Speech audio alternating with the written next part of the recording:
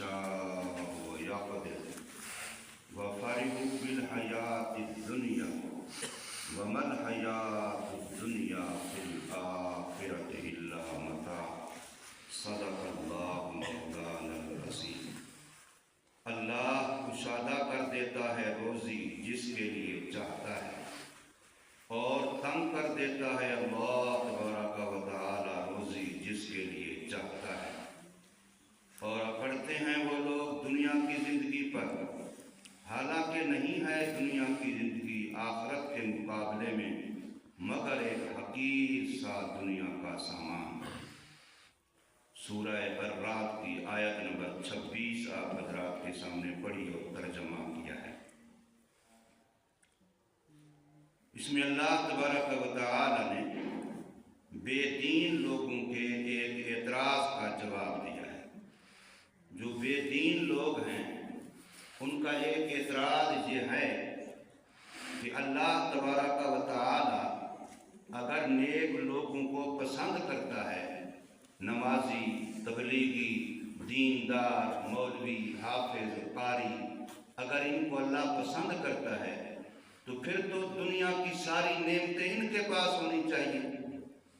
इसलिए कि नेमतें तो अल्लाह देता है, तो अच्छी गाड़ियाँ इनके पास हों, अच्छे मकान इनके पास हों, अच्छा खाना, अच्छा पहनना, दौलत का हेर चहल पहल इनके पास होना चाहिए। और ये बेचारे तो मांग मांग के टुकड़े खाते हैं, ये बेचारे दूसरों के चंदे पे पलते हैं। तो अगर ये अल्लाह के पसंदीदा होते, अल्लाह इन पे राजी होता, अल्लाह इन पे खुश होता, अल्लाह के ये चहीते होते, अल्लाह के मुकर्रब होते, तो अल्लाह की नेमतें इनके पास ज़्यादा होती। अब वो दुनिया को क्या समझ रहे हैं? अल्लाह की बड़ी नेमतें समझ रहे हैं कि भी ये बड़ा मकान, बड़ी कोठी, बड़ी गाड़ी, बड़ा बैंक बैलेंस, बड़ा ओहदा, बड़ा मनसब, ये अल्लाह की कुर्ब की निशानी है, ये अल्लाह की बड़ी नेमत है। हालांकि अल्लाह पाक इसी को फरमा रहे हैं कि अगर ये मच्छर के पर के बराबर भी अल्लाह के यहाँ कोई हैसियत रखती होती तो किसी काफिर को अल्लाह पानी का एक घूंट भी न देता। अगर दुनिया की चीजों की अल्लाह के यहाँ इतनी वक़्त होती जितनी मच्छर के पर की है, बाऊदा तक जनाह बाऊदा, इतना अगर होती तो अल्लाह पाक किसी काफिर को पानी का एक घूंट भी न देता। और फरमाया अद्दुनिया जीफतुन व तालिबुहा किलाब, ये दुनिया तो ऐसे है जैसे कोई जानवर मर पड़े, मुर्दार हो जाए, हराम हो जाए, हम उसको फेंक देते हैं और वो बदबूदार हुआ पड़ा होता है और कुत्ते गिद्धे उसको खा रही होती हैं। तो दुनिया की मिसाल तो ये, दुनिया तो ये।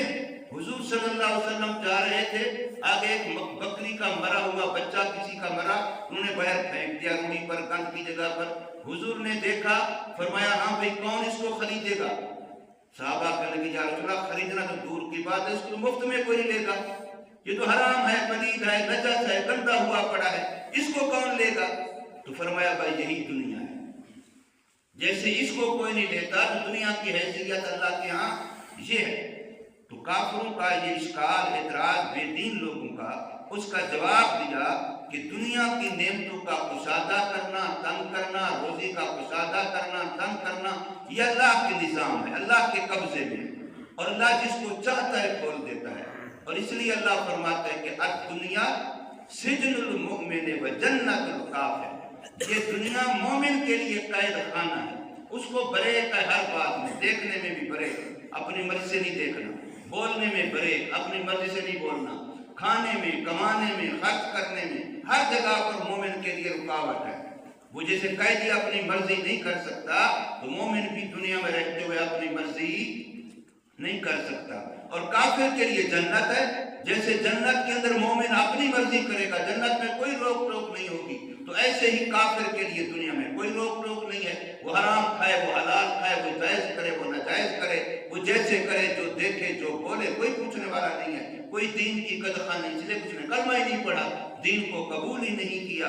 तो इसलिए फरमाया अल्लाह यबसुतुर रिज़्क़ लिमन यशा, अल्लाह कुशादा कर देता है, खोल देता है रिज्क जिसके लिए चाहता है। رزق کا معاملہ رب کے ہاتھ میں ہے۔ دنیا کی عیش و فراخی کو دیکھ کر سعادت اور شقاوت کا فیصلہ نہیں ہوتا کہ جس کے پاس دنیا کی عیش و عشرت زیادہ ہے بڑا نیک بخت ہے، بڑا خوش قسمت ہے، اور جو بیچارہ تنگ ہے، مشکل میں ہے بظاہر، وہ بڑا بدبخت ہے۔ بالکل یہ فیصلہ نہیں ہوتا۔ اصل فیصلہ یہی ہے کہ سجدے کی توفیق کس کو ملتی ہے، اللہ اپنی کلام کس کی زبان پہ آنے دیتا ہے، اللہ اپنا دین کس کو دیتا ہے، اللہ اپنے در پہ اپنے گھر پہ کس کو آنے دیتا ہے۔ بس یہ دیکھنا، یہ معیار ہے، اللہ کی رضا و ناراضگی کا معیار یہ ہے۔ تو فرمایا کہ اللہ کشادہ کر دیتا ہے رزق کو جس کے لیے چاہتا ہے، اور تنگ کر دیتا ہے رزق جس کے لیے چاہتا ہے۔ یہ اللہ تبارک و تعالی کا نظام ہے۔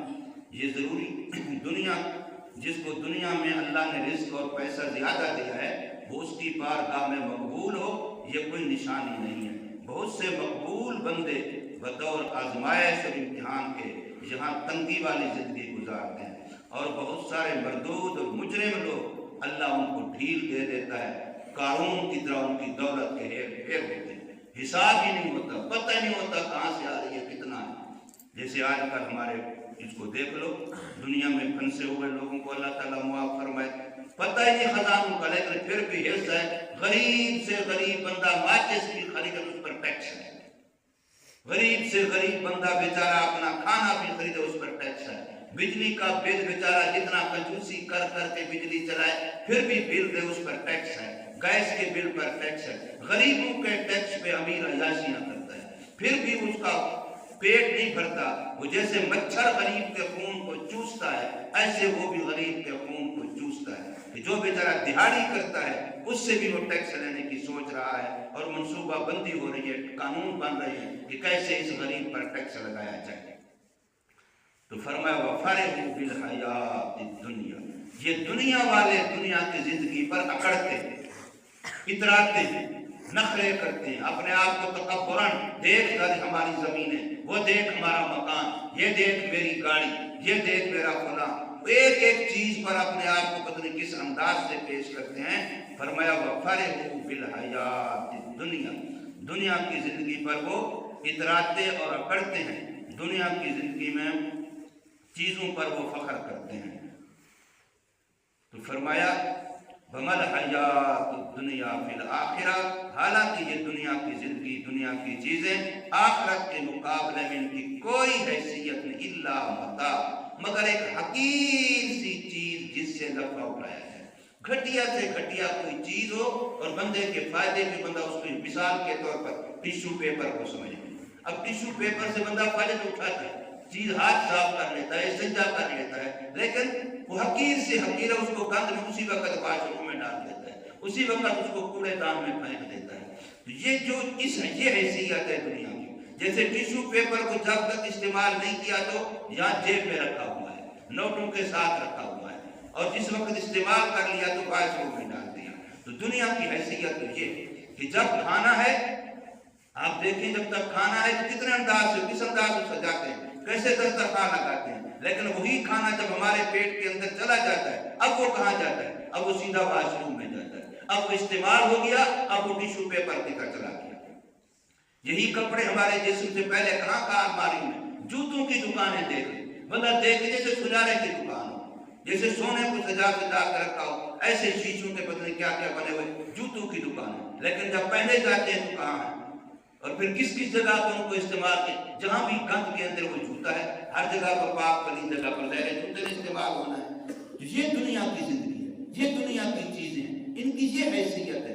ہاں اللہ کا کلام، اللہ کا قرآن، اللہ کا دین، کلمہ، کتنے مقدس چیزیں ہیں، یہ اللہ نے ہمیں دی ہے۔ ہمیں اپنی قسمت پہ ناز کرنا چاہیے، رشک کرنا چاہیے کہ اللہ نے ہمیں کیسی پاکیزہ دولت دی ہے، کیسی اللہ نے ہمیں مقدس دولت دی ہے، کہ جس کو بغیر وضو کے ہم نماز پڑھ نہیں سکتے، بغیر وضو کے قرآن کو ہاتھ نہیں لگا سکتے۔ تو یہ مقدس چیزیں ہیں، تبھی ان کے لیے پاکی کا اہتمام ہے۔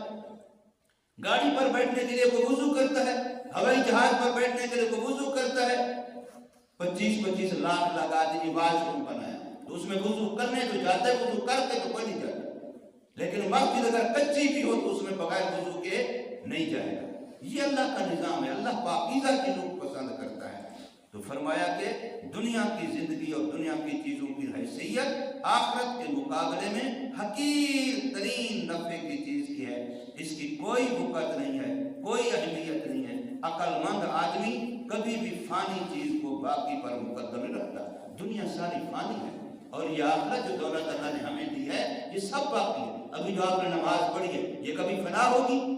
یہ آپ مر کے قبر سے اٹھ کر کے جب قیامت میں جائیں گے یہ نماز آپ کو پہاڑوں کی طرح ثواب کی شکل میں سامنے کھڑی ہے، یہ کبھی ختم نہیں ہوگی، یہ فنا نہیں ہوگی، یہ باقی ہے۔ جو بھی نیک عمل آپ نے کر لیا والباقیات الصالحات، یہ ساری نیکیاں باقی رہنے والی ہیں۔ تو اس لیے فرمایا عقل مند آدمی کبھی بھی فانی چیز کو باقی چیز پر مقدم نہیں رکھتا۔ حقیقت یہی ہے کہ دنیا آخرت کی کھیتی ہے، بذات خود مقصود نہیں ہے۔ دنیا آخرت بنانے کی جگہ تو ہے لیکن یہ دنیا خود بذات خود کوئی مقصود نہیں ہے، یہ تو آخرت کمانے کے لیے ہے۔ یہاں کے سامانوں سے اس طرح سے نفع اٹھاؤ جو آخرت کی کامیابی کا ذریعہ بنے، جیسے صحابہ رضی اللہ تعالی عنہم نے دنیا کی ایک ایک چیز کو ایسے استعمال کیا کہ اس سے اپنی آخرت بنائی۔ دنیا بنانے کے لیے نہیں ہے، دنیا آخرت بنانے کے لیے ہے۔ اللہ تبارک و تعالی ہمیں سمجھ نصیب فرمائے، عمل کی توفیق دے۔